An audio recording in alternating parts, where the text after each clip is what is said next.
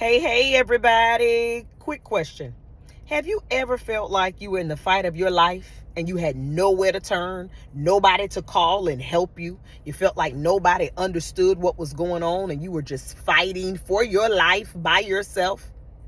I'm pretty sure quite a few of us have been there.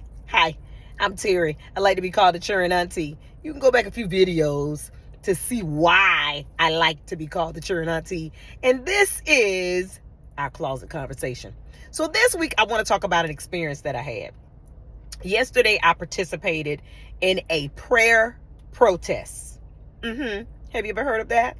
A prayer protest where we were out at a scholarship administrator's office, Step Up for Students here in Florida, where they oversee the scholarships for students who are selecting to go to private school because of potentially their children with disabilities. They have skill gaps. They need a different learning environment, or they're just struggling in public school and need some personalized attention. Sometimes it is an individual education plan, what they call IEP. That child may be on the spectrum, autistic, or just having some challenges in a public school where it could potentially be 30 or 40 students in the class and they need some one-on-one attention. They're able to have what they call school choice, where they're able to get a scholarship to go to a private school of their choice to be able to give the child the services that they need to succeed. So this particular entity has almost 2 million in assets. I looked it up on GuideStar. They have almost 2 million in assets. The CEO makes $300,000. The CFO makes $280,000. And I'm not just throwing out crazy numbers. You can feel free to go on GuideStar and type in Step Up for Students. And you're able to look at their 990. The most recent 990 they have is from 2022. That was filed in 23, but we don't see 23 and 24 listed on the GuideStar public platform for any nonprofit where you're able to see their financial status. So just kind of give you a background of who they are and what they do and what we're actually protesting. So in the recent years, they've changed the format or the approval process and how they issue and approve certain scholarships. Whereas initially it was for children that were low income, and it had a baseline of what the salary needed to be. Well, that has changed. That salary has increased. It made it available to more individuals, but it also was kind of driving out what it was initially set out to do, to assist those families that are low income, that need the additional resources but can't necessarily afford them. They were the subsidy for that, right? So now you have the guidelines change. There are families that are able to get those scholarships that may not necessarily financially need it, but it has, expanded from $30,000 a year to $75,000 a year. So now you have a larger pool of people trying to get funding within the same demographic to take their child to another school. Now, not saying that, somebody with 75,000 is X, Y, and Z, but I am saying that resources are different for someone that have a salary of 75,000 than someone that has a salary of 30,000. And why I say resources are different, because the salary is different.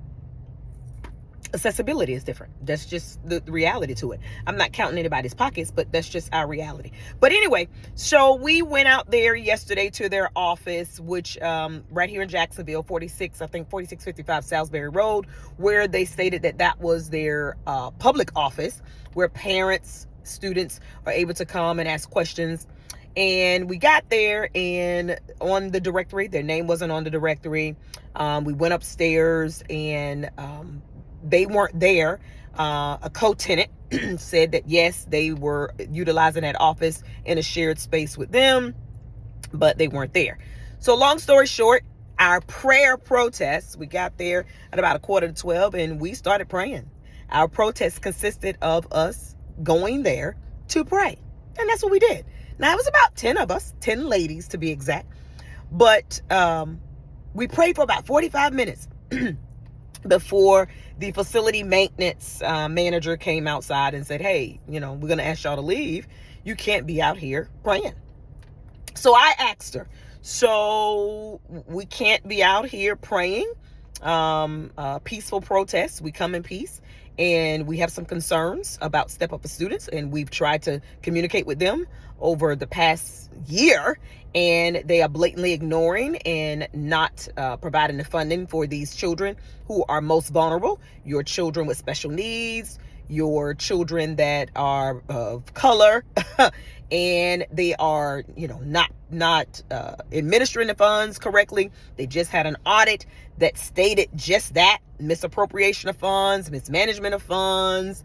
So it's not smoke and mirrors. The parents and the schools are experiencing this in real life, and their own financial audit has basically said what we've been saying. So basically she said, well, no, you can't be out here praying.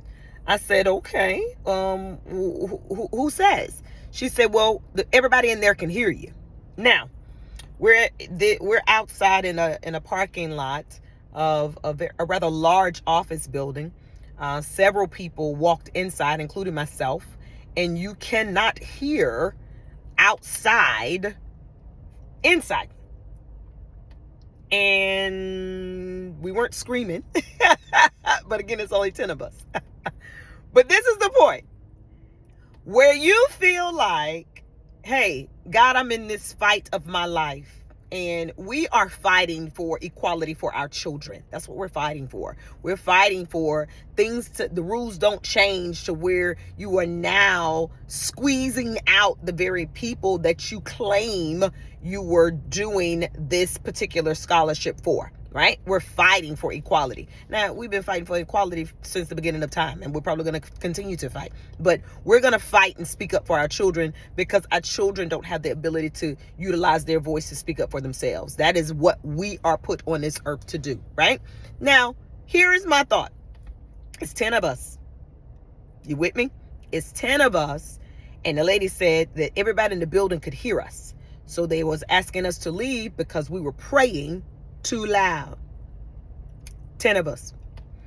And that's pretty powerful if you can hear 10 people praying in a 6, 7, 8-story building. Got to be pretty loud, right? Or was it the 10 people that they heard? Or did they hear that army of angels that was behind us, that was with us, that we just prayed heaven open? You hear me? So my thoughts were, they can't hear just, the 10 of us. We're not loud enough. We didn't have bullhorns. The same voice I'm using right now is what I was praying in, using the same voice praying with yesterday. But I'm still wondering, how did you hear 10 of us inside the building on the 7th or 5th or 6th, 7th, 8th floor? Like, man, we were that loud? No, we weren't that loud. People inside the lobby said they couldn't hear. They saw us outside walking, but they couldn't hear us. So this is what the facility manager or assistant manager, whoever she was, this is what she said. So now my thoughts were, I was asking her different questions, and then she was changing her answers. And then finally she just gave up with answering my questions. And my thought was, after we left, yeah, they heard something. They heard those angels that went before us. Just like God said he would never leave us nor forsake us. They heard those angels warring on our behalf. Now, this is the whole purpose of this closet conversation today. Just when you think you are by yourself, you have nobody with you, God is telling you to do something and you're just obeying, and you thinking you about to show up by yourself, and it may be just a handful of you, God will go before you. His angels will be standing at guard, waiting to fight on your behalf. The Bible says, vengeance is mine, said the Lord. Hear me when I tell you. There's an army behind you when you obey God. There's an army ready to fight on your behalf. All you have to do is show up. over 3,000 people were on our live. There were people calling us and texting us, people that were going inside the building, coming to us and asking us, hey, what's going on? What is this about? People walking by telling us, God bless y'all. Listen, when I tell you it was a blessing to be out there, it was a blessing. But what blessed me even more is when they called the police on us. They say, you better leave. We're going to call the police. Call the police. We're going to wait on them. Because we came peacefully and we're going to leave peacefully. But what you're not going to do is lie on us and say that we were doing something that we were not. We came in peace. These ladies were cute. These ladies had on their cute little sundresses. They had on their sunglasses. When I tell you, this was the sweetest, peaceful prayer protest ever. You hear me? I'm talking about just a sweet presence of God. And we were praying for justice for our children, praying for equality, praying that they have some transparency in this Step Up for Students program that was originally designed for our children that has special needs, our low-income children that need those services quickly. Okay? We were praying that they do the right thing. That's what we're doing at this point, because clearly there's no justice in an unjust system. So we're praying for heaven to intervene on our behalf, and it bothered them. Yeah, it did. And then our legal counsel told us technically they could not have told us to leave. They had to tell us where we could go on the property for a peaceful protest. But we left. Police came, full tactical gear, looking like they were entering into a riot. They talked to the people who called the police on us first. And then when they finally got to us, my sister, Dr. Hampton, she shook their hand and I shook their hand. And we told them, hey, we come in peace. This is why we're here. And they said, everybody need prayer. One of the officers said, well, it is free speech. And then one officer said, well, they are asking y'all to leave. And we said, we'll leave. Simple as that. Then another officer says, you're just going to let them go? And then the other officer says, yes.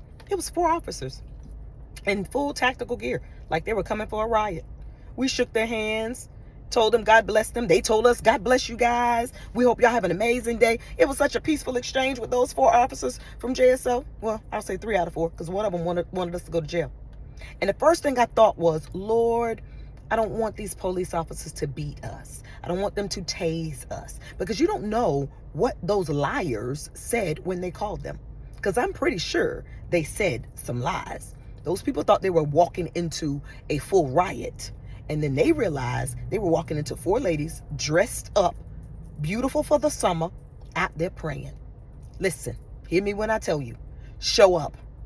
Wherever God is telling you to go, you show up, and you better look good while you doing it. Don't you go looking like you going through and you got trials and tribulations. You better show up, and you better look like, you better not look like what you going through. You better look like God is with you, because he's going to send an army of angels to fight on your behalf.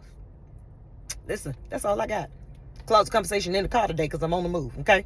Listen, do not feel that you're all alone. God is with you. He will never leave you nor forsake you. We are over our 10 minutes. Y'all know I do not like to talk over 10 minutes. So hopefully y'all will sit and watch this full 13-minute video. And maybe we need to have a part 2 to this, because a lot of people are going through some challenges right now in their life. A lot of people are fighting for their life. They're fighting to keep their minds sane. I'm here to tell you, don't you give up. Don't you fold. You turn your face to the Lord and show up and let God fight your battle for you. All right, y'all. I'm done because I'm tired. Till next time, put a smile on your face. Give yourself some grace. It's the Churn Auntie. We'll talk next week.